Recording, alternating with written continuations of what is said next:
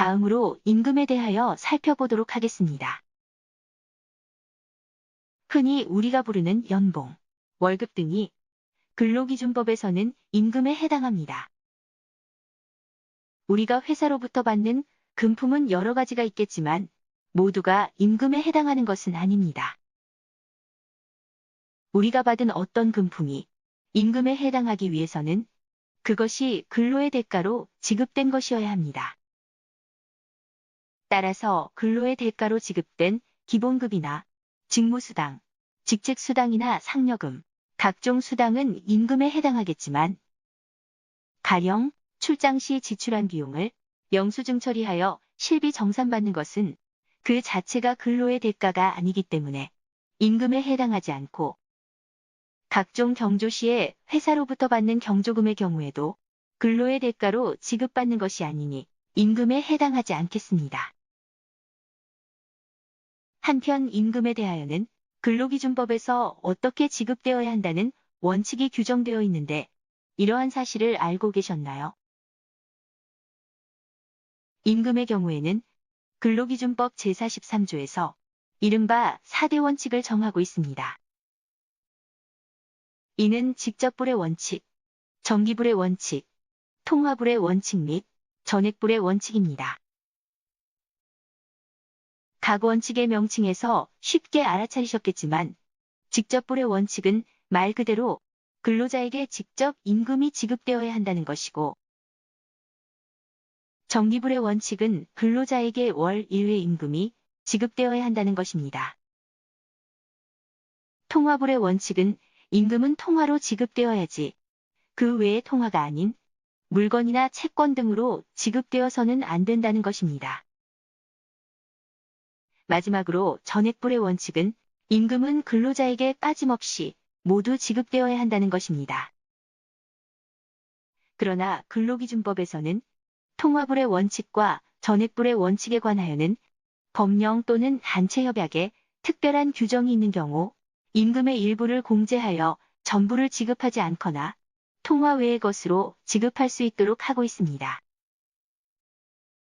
이는 근로자가 생활을 유지하는 데에 핵심이 되는 임금 지급에 관하여 규정하면서도 노사자치의 원칙 또한 존중하여 사업장의 특성이나 상황의 변동에 따라 노사의 합리적인 대응을 인정하는 것으로 이 역시 노사 간의 대화의 중요성을 보여주는 대목이라 할 것입니다.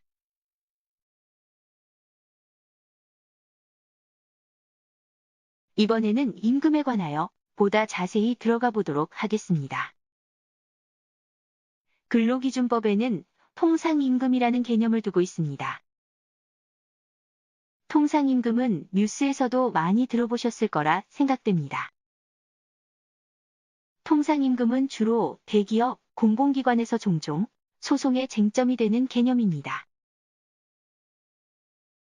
통상임금은 그 개념을 설명드리기보다는 어떠한 경우에 활용되는 개념인지를 말씀드리는 것이 보다 이해에 도움이 될 것입니다.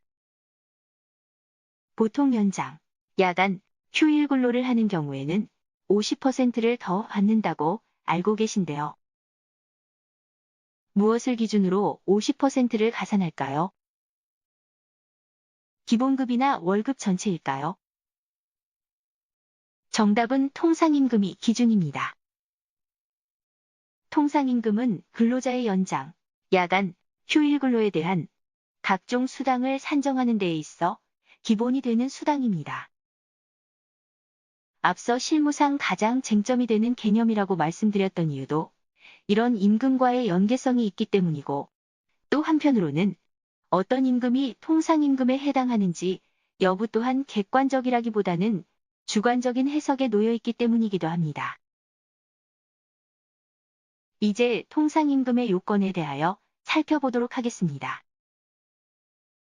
먼저 통상임금의 요건은 크게 근로기준법 시행령에 제시된 개념과 대법원이 제시한 개념을 함께 살펴봐야 합니다. 먼저 근로기준법 시행령에서는 통상임금은 소정근로 대가로서 정기적이고 일률적인 특성을 갖추어야 한다고 규정하고 있습니다. 즉, 초과적인 근로가 아닌 애초에 근로계약상 합의되었던 소정근로시간에 대한 대가로 지급되어야 하고 매월 혹은 매분기, 매반기 또는 매년이라는 정기적인 간격을 두고 지급되어야 하며 일정한 조건이나 기준에 충족되기만 하면 지급되는 일률성이라는 특성을 갖추어야 한다는 것입니다. 이에 더해 대법원은 2013년 판결을 통하여 통상임금은 이외에도 고정성을 갖추어야 한다면서 추가적인 요건을 제시하였습니다. 이는 통상임금이 연장, 야간, 휴일 근로에 대한 대가로서의 수당 산정의 기초가 되는 성질을 고려하여 적어도 사전에 지급이 확정되어 있는 성질이라고 설명한 바 있습니다. 따라서 어떤 임금이 통상임금에 해당하기 위해서는 소정근로대가성, 정기성, 일률성 및 고정성을 모두 갖추어야 하는 것입니다.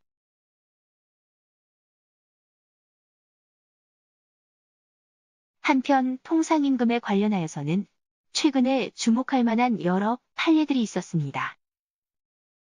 먼저 올해 8월에 대법원은 기아자동차 소속 근로자들이 회사를 상대로 청구한 통상임금 소송과 관련하여 상여금이 매년 짝수월, 명절 및 학기휴가에 정기적이고 일률적, 고정적으로 지급됨에 따라 통상임금에 해당한다고 보았습니다. 회사에서는 결근, 휴직, 퇴직 시에는 해당 상여금을 이할하여 계산하여 주었고 추가적인 근로 제공과 무관하다는 사정을 들어 상여금이 통상임금에서 제외될 이유가 없다고 보았습니다. 그리고 지난해 8월에는 서울의료원에서 근로자들에게 부여한 복지 포인트가 임금에 해당하지 않고 결과적으로 통상임금에도 해당하지 않는다는 전원합의체 판결이 있었습니다. 그 이유로는 복지 포인트 부여의 근간이 된 근로복지기본법의 취지와 선택적 복지제도의 도입 경위, 그리고 사용 용도의 제한과 매년 소멸되는 특성 등을 이유로 하였습니다.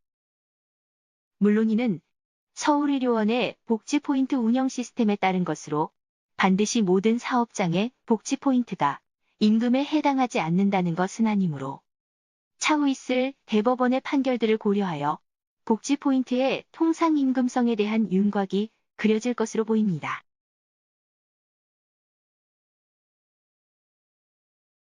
임금 챕터의 마지막 내용으로 평균임금을 살펴보도록 하겠습니다. 통상임금은 각종 요건들의 개념이 어렵기 때문에 단번에 이해하시기는 어려우실 수도 있으시겠지만 평균임금의 경우에는 통상임금에 비해 그 요건이 적기 때문에 이해에 무리가 없으실 것으로 생각됩니다. 먼저 평균임금은 근로기준법 제2조 제1항 제6호에서 사유 발생일 이전 3개월간 근로자가 지급받은 임금 총액을 그 총일수로 나눈 금액을 말합니다. 따라서 평균임금은 기본적으로 일일치의 금액이 산정됩니다. 평균임금은 이미 많이 알고 계시다시피 퇴직금을 산정하는 기준임금이 됩니다. 보통은 1년 재직에 대하여 1개월분의 월급이 퇴직금으로 쌓이는 것으로 알고 계실 텐데요. 보다 명확히는 계속근로기간 1년에 대하여 31분 이상의 평균임금입니다.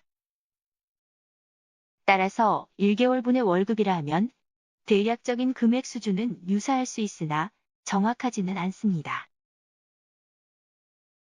그 외에도 평균임금은 회사의 귀책으로 휴업하는 경우에 지급되는 휴업수당과 징계로 감봉 처분이 있게 되는 경우 감금액의 제한이 적용되는 기준임금으로 역할을 하고 있습니다.